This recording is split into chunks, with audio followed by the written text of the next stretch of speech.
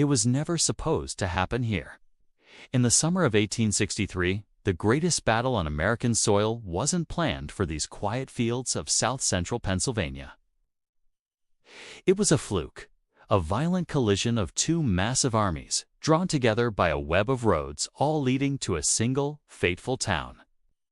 For 3 bloody days, the very soul of a nation hung in the balance at a place called Gettysburg, a name that would be forever etched into history by heroic stands, catastrophic blunders, and the sheer human cost that marked the high-water mark of the Confederacy and changed America forever. In June of 1863, Confederate General Robert E. Lee was the titan of the war. Fresh off a stunning victory against a larger Union army at Chancellorsville, he decided to do what he did best: go on the attack. He launched his second invasion of the North, and his goals were ambitious. A big win on Union soil could shatter the North's already shaky morale and maybe even force President Lincoln to sue for peace. It would also give war-torn Virginia a break, letting its farms recover while his Army of Northern Virginia fed itself on Pennsylvania's bounty. And, most tantalizing of all, a victory might convince Britain and France to finally throw their support behind the Confederacy. As Lee's 75,000-strong army snaked its way north, using the Blue Ridge Mountains as a screen, the Union's Army of the Potomac scrambled to respond. But this was an army in chaos. Just 3 days before the battle, on June 28th, President Lincoln fired its commander, Joseph Hooker, and replaced him with Major General George G. Meade. Meade, a skilled but famously ill-tempered Pennsylvanian, was thrown right into the fire, tasked with hunting down and destroying Lee's legendary army. He had almost no time to get his bearings before scouts revealed a startling truth. The two armies were practically on top of each other. Lee, who'd been operating blind without his lead cavalry scout, J.E.B. Stuart, was forced to scrap his plan to attack Pennsylvania's capital. Instead, he ordered his scattered forces to converge on a strategic crossroads town he'd circled on his map. Gettysburg. Meade, now aware of Lee's location, pushed his own army of roughly 94,000 men north to cut him off.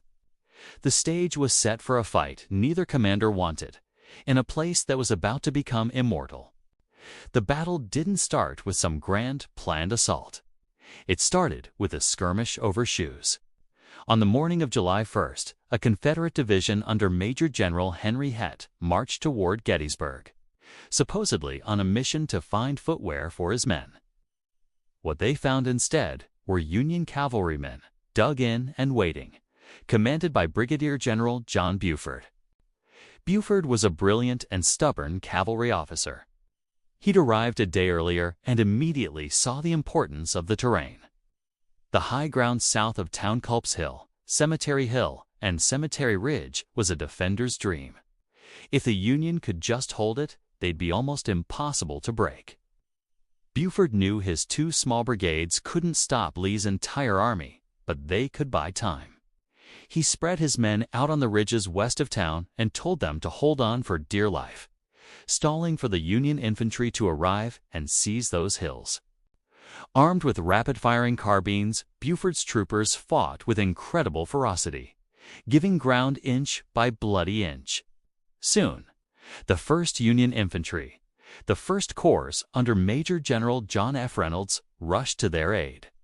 Reynolds, one of the most beloved officers in the Army, was killed almost instantly by a sharpshooter, as he directed his men into the fight. But his troops, including the legendary Iron Brigade, famous for their black hats and grit, crashed into the Confederates, and the skirmish exploded into a full-blown battle. For hours, the fighting raged on McPherson's Ridge, but the Confederates just kept coming. By early afternoon, a 2nd Confederate Corps under Richard Ewell slammed into the Union's flank. The pressure was too much.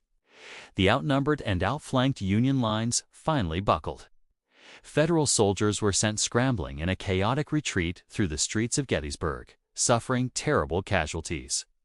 It looked like a disaster for the Union, but as the battered soldiers fell back, they were rallied on the very ground Buford had identified, the high ground of Cemetery Hill. The Confederates, exhausted from their own hard fight, didn't follow up. General Lee sent a message to General Ewell, telling him to take the hill if practicable. Ewell, new to his command and cautious, decided it wasn't practical and held back. That decision would go down as one of the great what-ifs of the war. That night, the Union Army dug in, turning Cemetery Hill and the adjacent Culp's Hill into a fortress. Their line now resembled a fishhook defensive position that would become one of the most famous in military history. July 2nd dawned hot and sticky, with the bulk of both armies now facing each other. The Union held a tight, strong defensive line, while Lee's army was spread out in a long arc around them.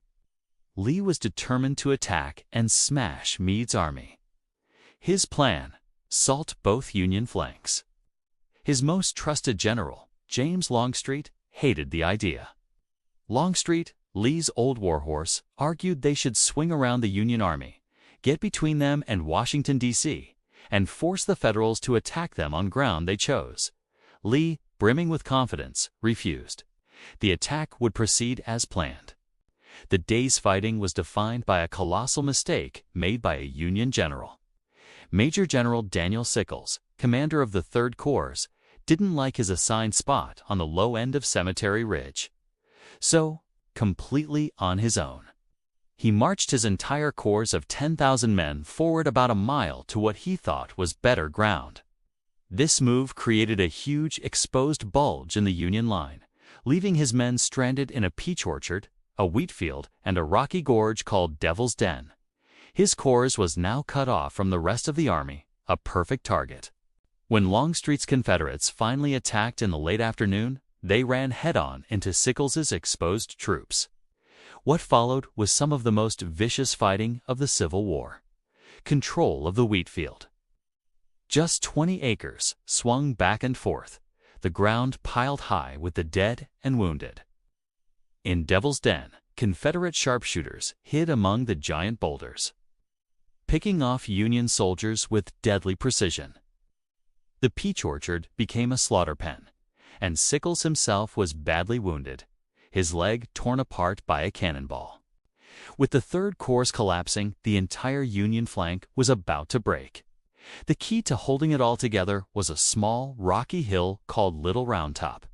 If the Confederates took it, their cannons could fire right down the Union line on Cemetery Ridge, and at that moment, it was almost completely undefended. Governor K. Warren, Meade's chief engineer, spotted the threat from the summit and frantically called for help. The first to answer the call were the men of the 20th Maine. Led by a 34-year-old college professor, Colonel Joshua Lawrence Chamberlain. With no time to build defenses, Chamberlain and his 386 men were ordered to hold the absolute end of the Union line at all costs. For over an hour, they beat back wave after wave of attacks from the 15th Alabama. With their ammunition almost gone and another Confederate charge forming, Chamberlain made a decision born of pure desperation. He ordered his men to fix bayonets. In one of the most storied moments of the war, the 20th Maine charged down the hill like a swinging door, a furious bayonet charge that shocked and overwhelmed the exhausted Alabamians, saving the Union flank from total collapse. The fighting finally died down as darkness fell, but Lee wasn't finished.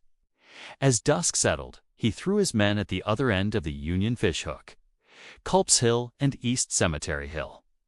The fighting in the dark was terrifying and confused, lit only by muzzle flashes. But here, too, the Union defenders held their ground. Day 2 was over. It was the bloodiest day of the battle, with around 20,000 casualties combined. But the Union line, though battered and stretched to its breaking point, was not broken. The story of Gettysburg is filled with these moments of incredible bravery and sacrifice. If you're finding this documentary valuable and want to see more stories like this, take a second to subscribe to our channel and hit that like button. It really helps us bring history to life. Now, back to the final, desperate act of the battle. On the morning of July 3rd, Robert E. Lee was still sure he could win. He figured the Union flanks were shattered from the day before, and that Meade must have pulled troops from his center to reinforce them.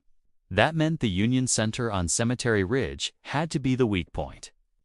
Over the strong objections of General Longstreet, who predicted a slaughter, Lee planned his final, massive gamble, a frontal assault on the heart of the Union line. Around 1 p.m., the Confederates opened up with about 150 cannons, starting the largest artillery bombardment of the war. The sound was immense. While some anecdotal accounts claim it was heard as far as 150 miles away in Pittsburgh, this is debated by modern historians. For nearly 2 hours, the Confederate guns pounded the Union line, hoping to break their defenses. But much of the fire was poorly aimed, sailing right over the heads of the Federal soldiers crouched behind a low stone wall. In a brilliant move, the Union artillery chief ordered his guns to fall silent one by one, tricking the Confederates into thinking they'd been knocked out and luring them into the attack. Around 3 p.m., the cannons stopped. Out from the woods marched a gray line of nearly 12,500 soldiers. This was Pickett's charge. Named for Major General George Pickett, whose fresh Virginia division was at its core, the attacking force marched shoulder to shoulder across a mile of open fields, their battle flags flying. It was both magnificent and horrifying. As they crossed to the open ground, the full might of the Union Army hit them.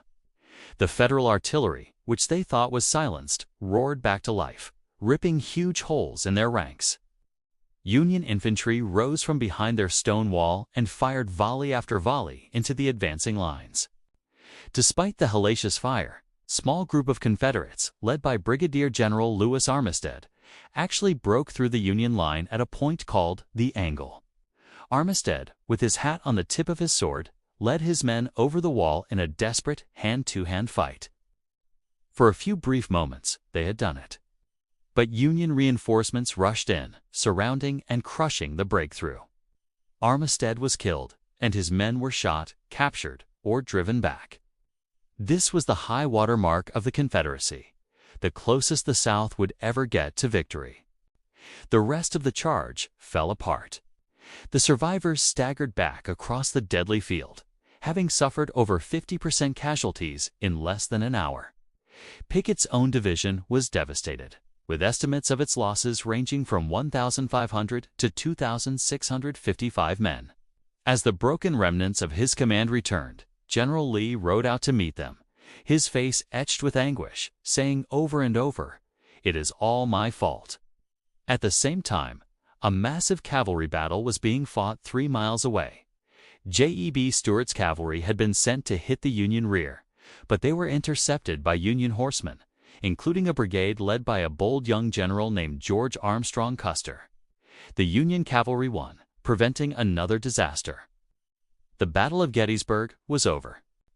July 4th, America's Independence Day, dawned on a scene of unimaginable horror. The fields were covered with the dead and wounded. The two armies stared at each other from their battered lines, with Lee expecting a counterattack that never came. Meade, his own army, having suffered terrible losses, decided not to risk it.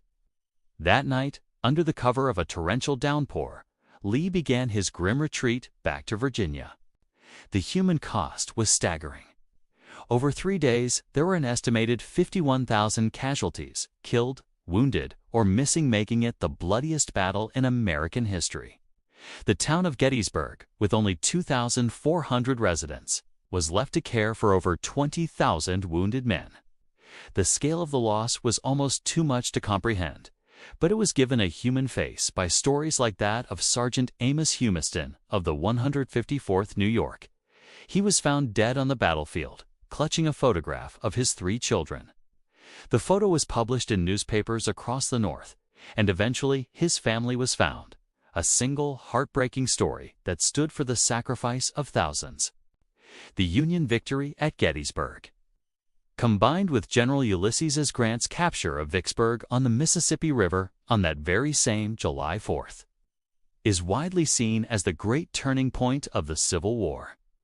The defeat ended Lee's last major invasion of the North and crippled the Army of Northern Virginia, which was lost 1/3 of its men. It re-energized Northern morale and put the Confederacy on the defensive for the rest of the war. The question was no longer if the South would be defeated, but when. 4.5 months later, on November 19, 1863, part of the battlefield was dedicated as a national cemetery. The main speaker that day spoke for 2 hours. But after him, President Abraham Lincoln stood up to give a few appropriate remarks. In just 272 words, and in under 2 minutes, Lincoln delivered what would become the most famous speech in American history, the Gettysburg Address. He started by invoking the nation's founding principles, saying the nation was conceived in liberty and dedicated to the proposition that all men are created equal. He framed the war as a test of whether a nation built on those ideals could even survive. He honored the soldiers who had died there, and he called on the living to dedicate themselves to the great task remaining before us, to ensure that the nation would have a new birth of freedom, and that government of the people, by the people, for the people, shall not perish from the earth. With those powerful words, Lincoln redefined the war, transforming it from a struggle just to save the Union into a fight for human liberty itself. The Battle of Gettysburg was far more than a military fight. It was a defining moment in the American story. It was a saga of incredible courage and devastating mistakes, of tactical genius and desperate gambles. The 3 days of fighting in Pennsylvania slammed the door on the Confederacy's best chance for victory and set the Union on the long, bloody road to winning the war. Historians can debate its status as the single turning point, but its impact is undeniable. The Army of Northern Virginia would never again have the strength it brought to Pennsylvania. The war would drag on for nearly 2 more brutal years, but after the clash in those fields and hills, and after Lincoln gave those sacrifices an immortal meaning, the course of American history was set. The Union would survive.